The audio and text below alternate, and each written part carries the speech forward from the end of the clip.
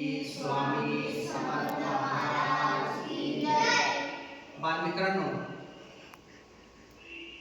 मार्च महिना सुरू आहे। आज 8 मार्च आहे। मार्च महिन्यातला हा दुसरा रविवार आहे आणि आपण नियमितपणे श्री स्वामी समर्थ सेवा केंद्र कोलार बुद्रुक येथे बालसंस्कार वर्ग घेण्यासाठी एकत्र आलेलो आहोत। आपण आल्यानंतर सर्वांनी पायावरती पाणी घेतलं, आपली चप्पल पादत्राणे स्टँडवरती ठेवली, पायावरती पाणी घेऊन आपण औदुंबर महाराजांना 11 प्रदक्षिणा घातल्या आणि 11 प्रदक्षिणा घालत असताना आपण दत्त महाराजांचा मंत्र जप केला। कोणता केला? दिगंबरा दिगंबरा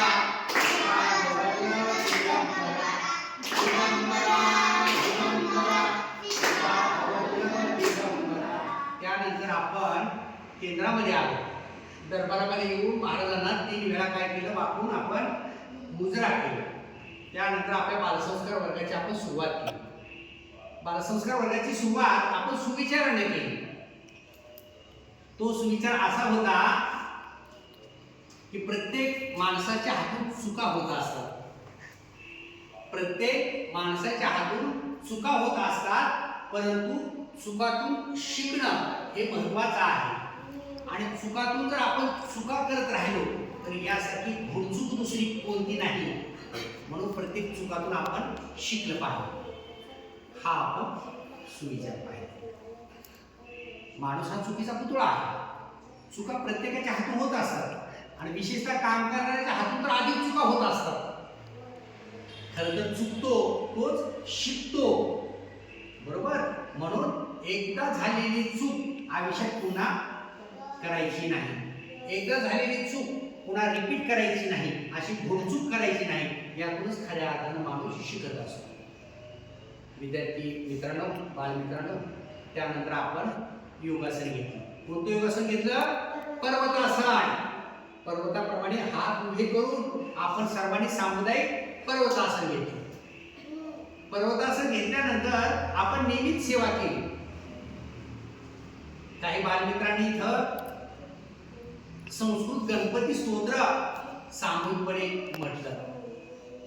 त्याचबरोबर गायत्री मंत्र आपण म्हणालो।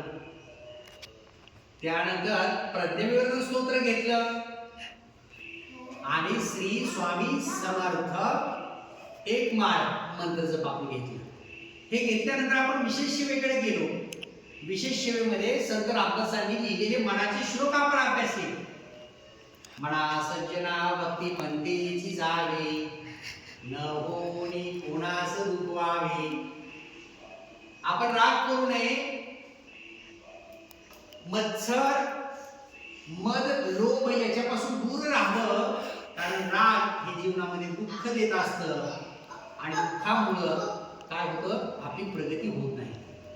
म्हणून कधीही द्वेष, मत्सर आणि राग आपण मनामध्ये धरायचा नाही। त्यानंतर आपण आरोग्यशास्त्र पाहिलं। आरोग्यशास्त्रामध्ये कोकम शरबत याच्याविषयी माहिती घेतली। उन्हाळ्याचे दिवस आहेत, आपल्याला थंड पेय पिण्याचा मोह होत असतो। कोको कोला पेय, मिरिंडा पेय, पेप्सी पेय, लिम्का पेय यासारखे रासायनिक द्रव्य असलेले पदार्थ पिण्यापेक्षा आपले भारतीय थंड पेय पिणे किती महत्त्वाचं आहे हे आपण पाहिलं। मग खरं तर आपण ताक पिणं हे आरोग्यासाठी लाभदायक आहे। आपण घरच्या घरी दुधाचं दही बनवू शकतो। दह्यापासून आपण उसळून लोणी बाजूला काढून ताक पिऊ शकतो। थंड पेय, भारतीय पेय। वेगवेगळ्या फळांचे ज्यूस आपण घरी तयार करून पिऊ शकतो। याचबरोबर कोकम शरबत हेही आयुर्वेदिक आरोग्याशी लाभदायक आहे। कोकम शरबत आता बाजारामध्ये मिळत आहे। घरामध्ये माठातल्या ग्लासभर पाण्यामध्ये 1-2 टोपण जर कोकम शरबत चांगलं टाकलं तर खूप छान पद्धतीने आपल्याला थंड पेय आपण तयार करू शकतो। त्यानंतर आपण पर्यावरण उपक्रम पाहिला। पर्यावरण उपक्रमामध्ये एकाच खोलीत बसून सर्वजण काम करा असा आपण संदेश पाहिला। घरामध्ये 4 माणसं आणि 4 माणसं 4 ठिकाणी बसलेली आहेत। काय होईल बरं? काय होईल? वडील वाचन करतात एका रूम मध्ये, आई एका रूम मध्ये विणकाम करते आहे, मुलं एका रूम मध्ये अभ्यास करता आहे. चारी बाजूला 4 दिवे लागले जातील रूम मध्ये, चारी रूम मध्ये 4 फॅन चालू होतील. यामुळे विजेचा काय होईल? अपव्यय होईल, व्यय होईल, खर्च होईल. म्हणून ह्या चारी व्यक्तींनी कमीत कमी एका रूम मध्ये बसून आपण जर दैनंदिन काम केलं तर विजेचा अतिरिक्त वापर कमी होईल. या निमित्तानं पर्यावरणाचं काय होईल? संवर्धन होईल, पर्यावरणाचं रक्षण होईल. विजेची बचत म्हणजेच पाण्याची बचत, विजेची बचत म्हणजेच पैशाची बचत असं म्हटलं जातं. म्हणून आपण घरातल्या तरी व्यक्तींनी सगळी कामं एका खोलीत किंवा एका रूम मध्ये येऊन करायला पाहिजेत. त्या निमित्तानं जो काही एक आपलेपणा निर्माण होतो, जी भावनिक अटॅचमेंट वाढत असते, ही आजच्या काळाची गरज असलेली आपल्याला दिसून येते आहे.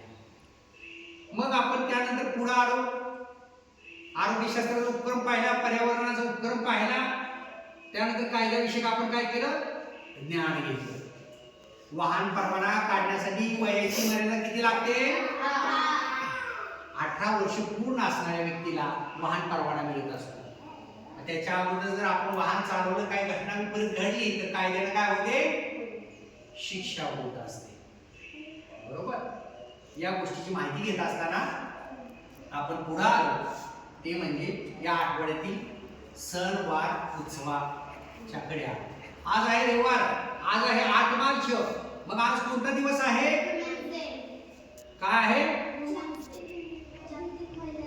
वुमेन्स डे, जागतिक महिला दिन आहे. 8 मार्च जागतिक महिला दिन आहे. त्याचबरोबर आज काय आहे? रंगपंचमी आहे.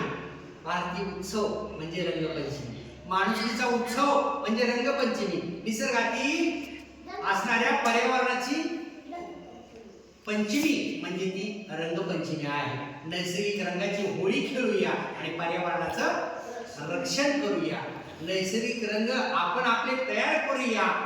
झाडांच्या पानांपासून, फुलांपासून आपण आपले रंग तयार करूया आणि या केमिकल मिश्रित जगामध्ये, रासायनिक युगामध्ये जगत असणाऱ्या जगामध्ये आपण आपले भारतीय रंग वापरून ही रंगपंचमी खेळूया. सगळी माणसं एकत्र येऊया, उत्सव साजरा करूया. जातभेद, धर्मभेद, प्रांतभेद, भाषाभेद हे आपण दूर सारून माणुसकीचा रंग खेळूया, माणुसकीचा रंग उडवूया. ही असणारी रंगपंचमी. त्याचबरोबर आज आहे 8 मार्च जागतिक महिला दिन आहे. दिदी म्हणाली स्त्रीत्वाचा सन्मान, यत्र नारीस्तु पूज्यन्ते तत्र रमन्ते देवतः. नारीचा सन्मान करा, नारीचा सन्मान करा, नारीचा अपमान करू नका. नारी ही रत्नांची खाण आहे, ज्या नारीच्या माध्यमातून छत्रपती शिवाजी महाराज, महात्मा ज्योतिबा फुले, भारतरत्न डॉक्टर बाबासाहेब आंबेडकर यासारखे नररत्न जन्माला आले. म्हणून नारीची कधी निंदा करायची नाही, नारीचा कधी अपमान करायचा नाही.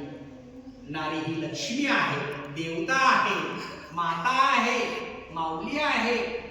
स्त्रीच्या ठिकाणी मातृत्व, नेतृत्व आणि कर्तृत्व आहे. स्त्रीच्या ठिकाणी मातृत्व आहे, नेतृत्व आहे, कर्तृत्व आहे. ती या जगाची जननी आहे, ती या जगाची माता आहे, लक्ष्मी आहे, घराचं मांगल्य आहे. म्हणून आज जागतिक काय आहे?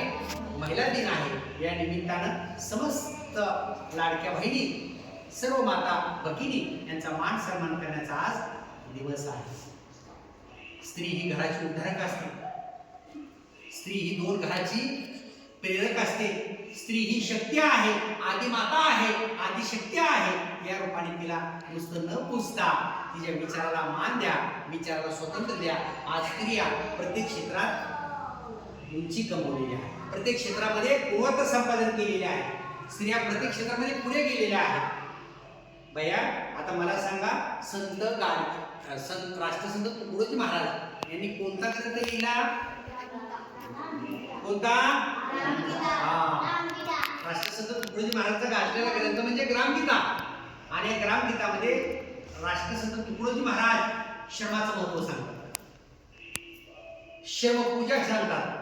कष्ट करा, काम करा, श्रमामध्येच राम आहे असं सांगतात. श्रमानेच माणूस प्रगती करू शकतो, कष्टाने माणूस पुढे जात असतो. म्हणून श्रमप्रतिष्ठेचं मूल्य हे आपल्याला राष्ट्रसंत तुकडोजी महाराज त्याच्या ग्रामगीतेमध्ये सांगतात. मग मला सांगा, घरी आईवडिलांना कामामध्ये मदत करणार का? मोठ्यानं सांगा, आईवडिलांच्या कामामध्ये मी मदत करणार. यस. स्वतःची कामे स्वतः करणार. बरोबर. माझी शाळा, माझा परिसर मी स्वच्छ ठेवणार. बरोबर. आपली परसबाग याची काळजी मी स्वतः घेणार. म्हणून स्व कार्याचं श्रमाचं मूल्य आपल्याला ग्रामगीतेमधून आढळून येत आहे. विद्यार्थी मित्रांनो, आपण काही बौद्धिक खेळ खेळणार आहोत, परंतु या आजच्या बालसंस्कार वर्गाचा समारोप करत असताना आपण सर्वजण हात जोडूया आणि आजचा बालसंस्कार वर्गाचा शेवट करत असताना उजळणी घेतल्यानंतर आपण आता प्रार्थना, सामुदायिक प्रार्थना म्हणूया. मोठ्या आवाजात हात जोडून म्हणा मोठ्या. गुरु ब्रह्मा